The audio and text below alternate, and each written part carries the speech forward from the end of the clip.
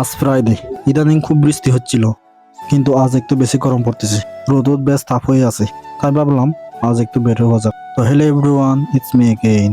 তো আজকে যাচ্ছি একটা ঝর্ণায়। অনেকদিন ধরে প্ল্যানিং করছিলাম যাওয়ার জন্য, বাট বৃষ্টির কারণে কোথাও যাওয়া হয়নি।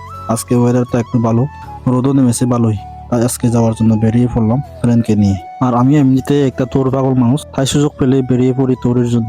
একজন হোক বা দুইজন হোক, সাথে নিয়ে বেরিয়ে পড়ি যে কোনো একটা জায়গায়। এরকম ভিউ দেখতে কার না ভালো লাগে বলেন। আর সবসময় একটা কথা মনে রাখবেন, জীবনের অর্থের মূল্য আছে, কিন্তু অর্থই তো সব নয়। জীবনটা উপভোগ করতে মাঝে মধ্যে এভাবেই বেরিয়ে পড়তে হয়। তো ফাইনালি আমরা পৌঁছলাম সেই জায়গায়, বাট আমরা যেখানে যাচ্ছি সেখানে গাড়ি নেওয়া যায় না, তাই আমরা হেঁটে হেঁটে যাচ্ছি ওইখানে। আমি এর আগেও একবার গেছিলাম, আর আজকেও যাচ্ছি।